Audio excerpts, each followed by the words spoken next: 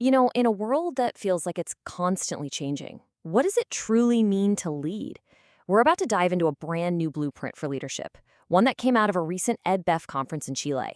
And trust me, it challenges us to rethink just about everything, from our sense of purpose to our own inner balance. This right here, this was the vision at the heart of the whole conversation. Think about it. It's not just about hitting targets or boosting productivity. It's about completely reimagining our workplaces as spaces that serve a bigger purpose, places that actually elevate our shared humanity. I mean, what an incredible, ambitious place to start. And there it is, the million-dollar question, right?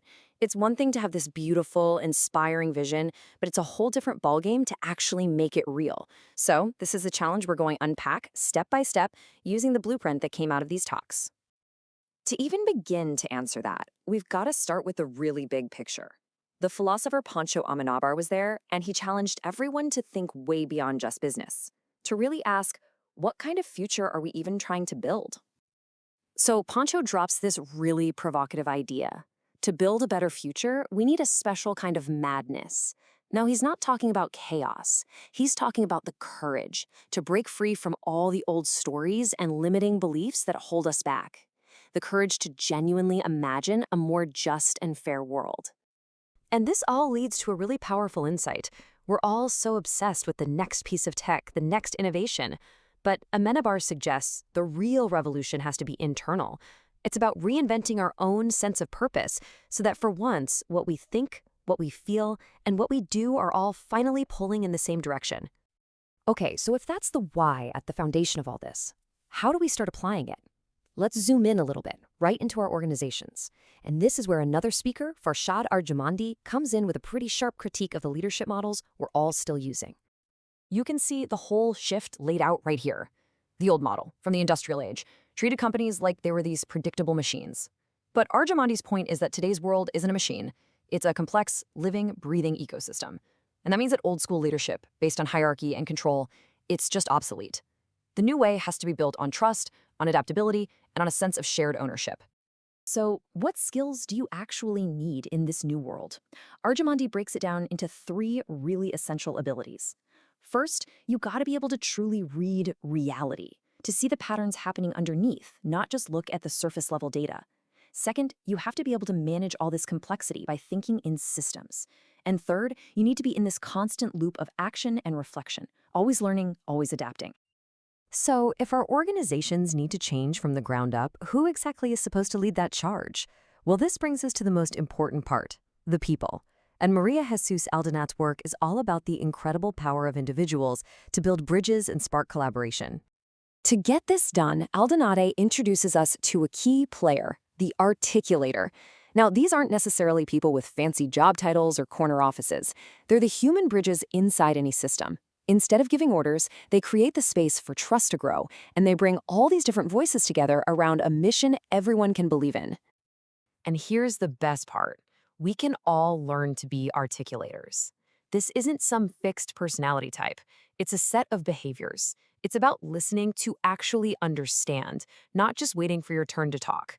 It's about finding ways to bring out the best in other people and leading with genuine humility. And this points to a really powerful strategy for creating something new. Articulators are masters at bringing together unlikely pairs, people from different departments, different backgrounds, different worlds, people who would never normally be in the same room. Why? Because real innovation almost never happens in a silo. It happens at the messy, exciting intersection of different perspectives. Just let that sink in for a minute. What a powerful thought. It suggests that real, lasting change isn't built on top-down power or authority.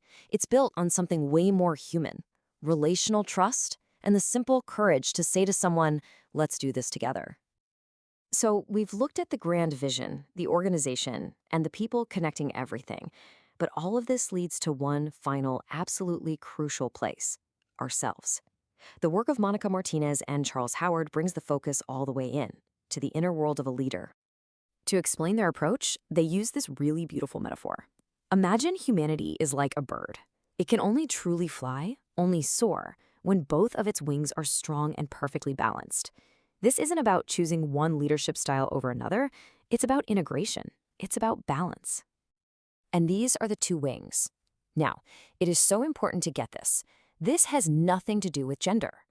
These are energies that exist in all of us. For way too long, our idea of leadership has been obsessed with the traditionally masculine energies, action, direction, results. But true, lasting strength only comes when we balance those with the feminine energies of empathy, collaboration, and reflection. And when those two wings work in harmony, they create a whole, integrated leader. A leader defined by 4 core energies: presence, being fully aware and attuned; power, the capacity to get things done; connection, the ability to foster empathy; and wisdom, the intelligence that weaves it all together. So, in the end, leading this way isn't just about being a better boss or a more effective manager. It's about embracing our full human potential so we can create systems that aren't just high performing, but are also deeply, fundamentally humane. And that's really what this entire blueprint comes down to. That sweeping, systemic change we all want to see in the world, in our companies. It doesn't start out there.